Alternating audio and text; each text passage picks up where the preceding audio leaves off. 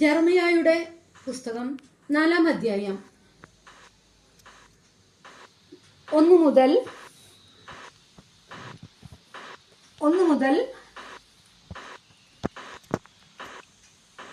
31 വരെയുള്ള വാക്യങ്ങൾ. കർത്താവ് അരുളി ചെയ്യുന്നു, ഇസ്രായേലെ, നീ തിരിച്ചു വരാൻ ആഗ്രഹിക്കുന്നെങ്കിൽ എന്റെ അടുത്തേക്ക് വരിക.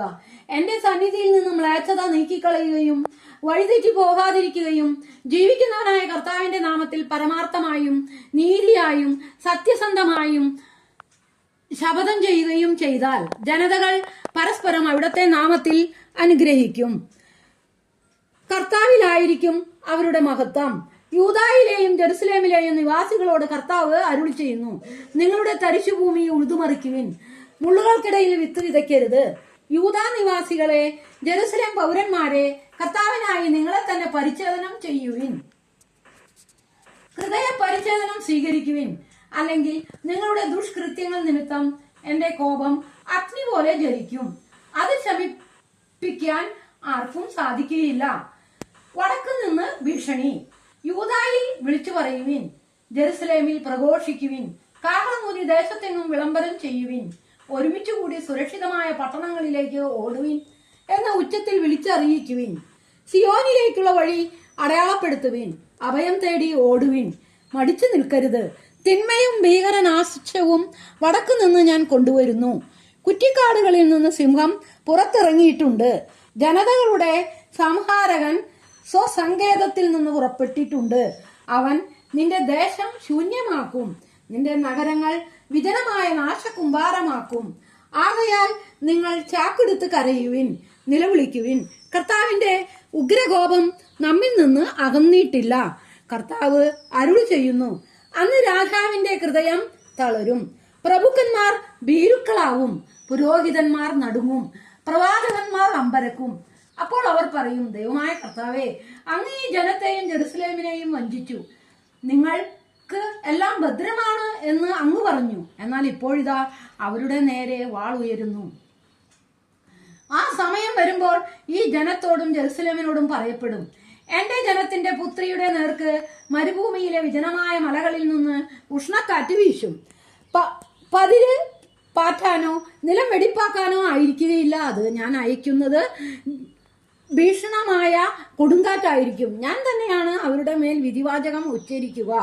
ഇതാ കാർമേഘം പോലെ ശത്രു വരുന്നു. അവന്റെ രഥങ്ങൾ ചുഴലിക്കാറ്റ് പോലെ, കുതിരകൾ കഴുകനേക്കാൾ വേഗതയേറിയത്. ഞങ്ങൾക്ക് ദുരിതം, ഞങ്ങൾ നശിച്ചു കഴിഞ്ഞു. ജെറുസലേമേ, നിന്റെ ഹൃദയത്തിൽ നിന്ന് ദുഷ്ടത കഴുകി കളയുക, എന്നാൽ നീ രക്ഷപ്പെടും. എത്ര നാളാണ് നീ ദുഷിച്ച ചിന്തകളും പേറി നടക്കുക? ദാനിനിൽ നിന്ന് ഒരു പ്രഖ്യാപനം ഉയരുന്നു, എഫ്രാം മലയിൽ നിന്ന് അനർത്ഥത്തെ പറ്റിയുള്ള അറിയിപ്പും. ജനതകളോട് വിളംബരം ചെയ്യുവിൻ, ജെറുസലേമിൽ വിളിച്ചു പറയുവിൻ, വിദൂരത്തു നിന്ന് ശത്രുക്കൾ വരുന്നു. യൂദയായിലെ നഗരങ്ങൾക്കെതിരെ പോർവിളികൾ മുഴങ്ങുന്നു. വയലിനു ചുറ്റും കാവൽക്കാരെന്ന പോലെ അവർ അവളെ വളഞ്ഞിരിക്കുന്നു. എന്തെന്നാൽ അവൾ എന്നെ ധിക്കരിച്ചു. കർത്താവ് അരുൾ ചെയ്യുന്നു, ഇതെല്ലാം നിന്റെ മേൽ വരുത്തി വെച്ചത് നിന്റെ പെരുമാറ്റവും പ്രവൃത്തികളും അത്രേ. ഇത് നിന്റെ ശിക്ഷയാണ്. അത് കൈപ്പേറിയത് തന്നെ, നിന്റെ ഹൃദയത്തിൽ തന്നെ അത് തുളഞ്ഞു കയറിയിരിക്കുന്നു. ജെറമിയായുടെ വേദന. വേദന, അസഹ്യമായ വേദന. ഞാൻ വേദനയാൽ പുളയുന്നു. എന്റെ ഹൃദയ ഭിത്തികൾ തകരുന്നു. നെഞ്ചിടിക്കുന്നത് നിശബ്ദനായിരിക്കാൻ എനിക്ക് വയ്യ. ഇതാ യുദ്ധകാഹളം, പോർവിളി ഞാൻ കേൾക്കുന്നു. ഒന്നിനു പുറകെ ഒന്നായി ദുരിതങ്ങൾ ആഞ്ഞടിക്കുന്നു. ദേശം മുഴുവൻ വിജനമായി തീരുന്നു. എന്റെ കൂടാരങ്ങൾ ഞൊടിക്കിടയിൽ തകരുന്നു. കൂടാര വിരികൾ നിമിഷ നേരം കൊണ്ട് കീറിപ്പറയുന്നു. യുദ്ധപതാക ഇനിയും എത്ര നാൾ ഞാൻ കാണണം? കാഹളധ്വനി എന്നുവരെ കേൾക്കണം? എന്തെന്നാൽ എന്റെ ജനം വിഡ്ഢികളാണ്, അവർ എന്നെ അറിയുന്നില്ല. അവർ ബുദ്ധിയില്ലാത്ത കുട്ടികളാണ്, അവർക്ക് യാതൊരു ജ്ഞാനവുമില്ല. തിന്മ പ്രവർത്തിക്കാൻ അവർ സമർത്ഥരാണ്, നന്മ ചെയ്യേണ്ടത് എങ്ങനെയെന്ന് അറിയില്ല. നമ്മുടെ കർത്താവായ ഈശോ മിശിഹായ്ക്കും സ്തുതി.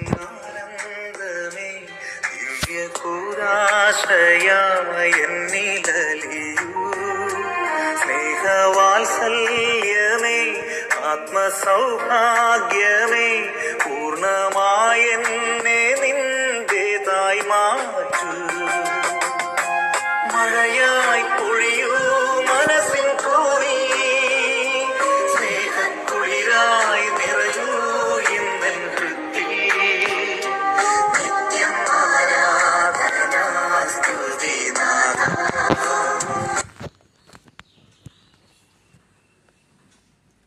അപ്പോൾ ഒരു കുഷ്ഠരോഗി അടുത്തുവന്ന് താണു വണങ്ങി പറഞ്ഞു, കർത്താവേ, അങ്ങേക്ക് മനസ്സുണ്ടെങ്കിൽ എന്നെ ശുദ്ധനാക്കാൻ കഴിയും. യേശു കൈനീട്ടി അവനെ സ്പർശിച്ചുകൊണ്ട് അരുളി ചെയ്തു, എനിക്ക് മനസ്സുണ്ട്, നിനക്ക് ശുദ്ധി വരട്ടെ. തൽക്ഷണം കുഷ്ഠം മാറി അവന് ശുദ്ധി വന്നു. യേശു അവനോട് പറഞ്ഞു, നീ ഇത് ആരോടും പറയരുത്. പോയി നിന്നെ തന്നെ പുരോഹിതന് കാണിച്ചു കൊടുക്കുകയും മോശ കൽപ്പിച്ചിട്ടുള്ള കാഴ്ച ജനത്തിന്റെ സാക്ഷ്യത്തിനായി സമർപ്പിക്കുകയും ചെയ്യുക.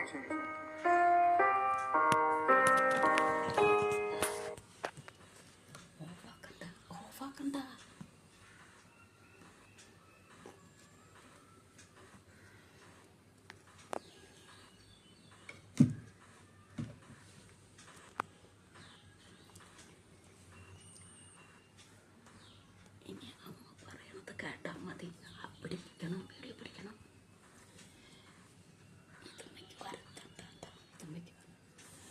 നല്ല ചിന്ത. ഒരിക്കലൊരു വൃദ്ധൻ കൊച്ചിയിൽ നിന്നും ഡൽഹിയിലേക്ക് പോകുവാൻ ഒരു ഫ്ലൈറ്റിൽ കയറി. അദ്ദേഹം വിമാനത്തിൽ ആദ്യമായി യാത്ര ചെയ്യുന്ന ആളാകയാൽ ടിക്കറ്റ് നോക്കി തന്റെ സീറ്റിൽ ഇരിക്കണമെന്ന് അറിയില്ലായിരുന്നു. അയാൾ സൗകര്യപ്രദമായ ഒരു സീറ്റിൽ ഇരുന്നു. അത് ഫസ്റ്റ് ക്ലാസ് സീറ്റായിരുന്നതിനാൽ എയർ ഹോസ്റ്റസ് ടിക്കറ്റ് നോക്കിയിട്ട് പിന്നിലുള്ള എക്കണോമി ക്ലാസ്സിൽ അയാൾക്കുള്ള സീറ്റിൽ ഇരിക്കുവാൻ ആവശ്യപ്പെട്ടു. പക്ഷെ വൃദ്ധൻ അത് കാര്യമാക്കിയില്ല. താനൊരു വൃദ്ധനായതുകൊണ്ട് എവിടെയും ഇരിക്കാമെന്ന് അയാൾ കരുതി. പല ചുമതലക്കാർ ശ്രമിച്ചിട്ടും അയാൾ മാറിയില്ല. ഒടുവിൽ ഒരു ഉദ്യോഗസ്ഥൻ വന്ന് അയാളുടെ ചെവിയിൽ എന്തോ മന്ത്രിച്ചു. അയാൾ വേഗത്തിൽ എഴുന്നേറ്റ് ആ ഉദ്യോഗസ്ഥൻ അയാളെ കൊണ്ടുപോയി അയാളുടെ സീറ്റിൽ ഇരുത്തി. എയർ ഹോസ്റ്റസ്മാർ ആ ഉദ്യോഗസ്ഥനോട് ചോദിച്ചു, നിങ്ങൾ അയാളുടെ കാതിൽ എന്താണ് പറഞ്ഞത്? അദ്ദേഹം പറഞ്ഞു, ഞാനൊരു തമാശ പറഞ്ഞു നോക്കിയതാണ്, പക്ഷെ കാര്യം സാധിച്ചു. എന്താണ് ആ തമാശ? അദ്ദേഹം പറഞ്ഞു, ഡൽഹിയിലേക്കുള്ള സീറ്റ് പിന്നിലാണ് എന്ന്. അവർ എല്ലാവരും ചിരിച്ചു. വൃദ്ധന്റെ ഉദ്ദേശം ഡൽഹിയിൽ എത്തണം എന്നത് മാത്രമായിരുന്നു. ഫസ്റ്റ് ക്ലാസ്സോ എക്കണോമി ക്ലാസ്സോ എന്നതൊന്നും അയാൾക്ക് വിഷയമായിരുന്നില്ല. മിക്കപ്പോഴും നാമും ഈ വൃദ്ധനെ പോലെയാണ്. നമുക്കൊരു ലക്ഷ്യമുണ്ടാവും, എങ്ങനെയും ആ ലക്ഷ്യത്തിലെത്തണം എന്ന ചിന്ത മാത്രമേയുള്ളൂ. പക്ഷേ എങ്ങനെയും ലക്ഷ്യത്തിലെത്താൻ കഴിയില്ല എന്നുള്ളത് അനേകരും മനസ്സിലാക്കുന്നില്ല. പല വിദ്യാർത്ഥികളും പരീക്ഷാ സമയം കോപ്പി അടിക്കുകയോ മറ്റു വ്യാജ മാർഗങ്ങൾ ഉപയോഗിക്കുകയോ ചെയ്യുന്നതിന്റെ കാരണം ഇതാണ്. അവർക്ക് നല്ല മാർക്ക് ലഭിക്കണം. അതിനുള്ള മാർഗങ്ങൾ അവർക്ക് വിഷയമല്ല. അനേകരുടെ ജീവിത ലക്ഷ്യം ധനസമാഹരണമാണ്. അത് എങ്ങനെയും ആകുന്നതിന് പ്രശ്നമില്ല. പക്ഷേ വ്യാജമാർഗങ്ങളിലൂടെ ലക്ഷ്യം നേടുവാൻ ശ്രമിക്കുന്നത് ജീവിതം മുഴുവൻ തകരുവാൻ ഇടയാക്കും എന്നത് മനസ്സിലാക്കുമ്പോഴേക്കും ജീവിതം തകർന്നു കഴിഞ്ഞിരിക്കും. അതിനാൽ ലക്ഷ്യത്തെക്കാൾ പ്രാധാന്യമുള്ളതാണ് മാർഗം എന്ന് നാം എപ്പോഴും ഓർമ്മയിൽ വയ്ക്കുക.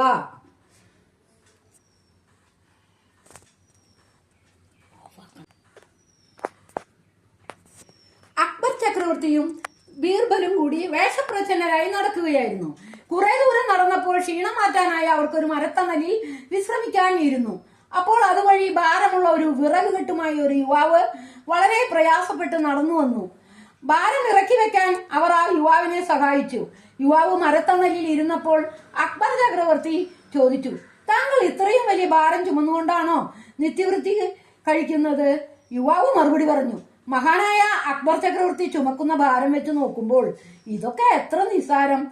പ്രജാക്ഷേമ തൽപരനായ അദ്ദേഹം ചുമക്കുന്ന രാജ്യഭാരം എത്ര വലുതാണ്. ഇത് കേട്ടപ്പോൾ അഭിമാനത്തോടെ ചക്രവർത്തി ബീർബലിനെ ഒളിക്കണ്ണിട്ട് നോക്കി. അപ്പോൾ ചക്രവർത്തി ഒരു അടവെടുത്തു. അദ്ദേഹം വിഷമം അഭിനയിച്ചു പറഞ്ഞു, നിങ്ങൾ അറിഞ്ഞില്ലേ, അക്ബർ ചക്രവർത്തി ഇന്ന് രാവിലെ മരിച്ചുപോയി. ഇത് കേട്ടപ്പോൾ ആ യുവാവ് ദുഃഖിതനായി. അയാൾ പറഞ്ഞു, കഷ്ടമായി പോയി. ദൈവം ഇത്ര വേഗം അദ്ദേഹത്തെ വിളിക്കേണ്ടായിരുന്നു. ആ യുവാവിനെ സമാധാനിപ്പിച്ച് യാത്രയാക്കിയ ശേഷം അവർ പിന്നെയും നടന്നു. അടുത്ത ഗ്രാമത്തിലെത്തിയപ്പോൾ അവർ സംഭാരം വിൽക്കുന്ന ഒരു സ്ത്രീയെ കണ്ടുമുട്ടി. അവരുടെ കയ്യിൽ നിന്നും സംഭാരം വാങ്ങിച്ചു കുടിക്കവേ അക്ബർ ചക്രവർത്തി ചോദിച്ചു, നമ്മുടെ ചക്രവർത്തിയെ കുറിച്ച് എന്താണ് അഭിപ്രായം? ഓ, എന്തു പറയാൻ, അദ്ദേഹം അവിടെ ഇരുന്ന് ഭരിക്കുന്നു. എന്നെ പോലെയുള്ള പാവങ്ങൾ ഇങ്ങനെ കഷ്ടപ്പെടുന്നു. ആ സ്ത്രീ മറുപടി പറഞ്ഞു. ഇവിടെയും ചക്രവർത്തി നേരത്തെ എടുത്ത അടവ് ആവർത്തിച്ചു. നിങ്ങൾ അറിഞ്ഞോ, ചക്രവർത്തി ഇന്ന് രാവിലെ മരിച്ചുപോയി. ഇത് കേട്ടപ്പോൾ ആ സ്ത്രീ പറഞ്ഞു, ഓഹോ, അദ്ദേഹം മരിച്ചുവോ? എങ്കിൽ ഞാൻ ഉടൻ തന്നെ തലസ്ഥാന നഗരിയിലേക്ക് പോകട്ടെ. ശവസംസ്കാര ശുശ്രൂഷകൾക്കായി അവിടെ ധാരാളം പേർ വരുമല്ലോ. എനിക്ക് നല്ല കച്ചവടം കിട്ടും. എൻ്റെ കുട്ടികൾക്ക് കുറച്ച് ദിവസം പട്ടിണിയില്ലാതെ കഴിയാം. അദ്ദേഹം മരിച്ചത് എന്തായാലും നന്നായി. ഇത് കേട്ട് ചക്രവർത്തി വിഷണ്ണനായി. അവിടെ വിട്ട് അവർ പിന്നെയും മുന്നോട്ട് നടന്നു. ചക്രവർത്തിയുടെ മ്ലാനമായ മുഖം കണ്ടപ്പോൾ ബീർബൽ പറഞ്ഞു, ചക്രവർത്തി, താങ്കൾ മറ്റുള്ളവരുടെ അഭിപ്രായത്തിൽ ഒരു പരിധി വരെ മാത്രമേ വില കൊടുക്കാവൂ. കാരണം ഓരോരുത്തരും അവരവരുടെ സ്വാർത്ഥ താല്പര്യത്തിന് വേണ്ടി അവരുടെ കാഴ്ചപ്പാടുകൾക്കനുസരിച്ചാണ് അവരനെ കുറിച്ചുള്ള അവരുടെ അഭിപ്രായം രൂപപ്പെടുത്തുന്നത്. അതൊന്നും അത്ര കാര്യമാക്കേണ്ടതില്ല. പുകഴ്ത്തലുകളിൽ അമിതമായി സന്തോഷിക്കുകയോ ഇകഴ്ത്തലുകളിൽ അതിയായി ദുഃഖിക്കുകയോ അരുത്. നമ്മുടെ കർമ്മം നാം ഭംഗിയായി ചെയ്തു തീർത്താൽ മാത്രം മതിയാവും. എല്ലാവർക്കും നല്ലൊരു ദിവസം ആശംസിച്ചുകൊണ്ട് എല്ലാവർക്കും പ്രാർത്ഥനയോടെ ഈ വീഡിയോ ഇന്ന് എൻ്റെ മകളാണ്, എൻ്റെ പേരക്കുട്ടി, മൂന്നാമത്തെ പേരക്കുട്ടിയാണ് ഈ വീഡിയോ പിടിക്കുന്നത്.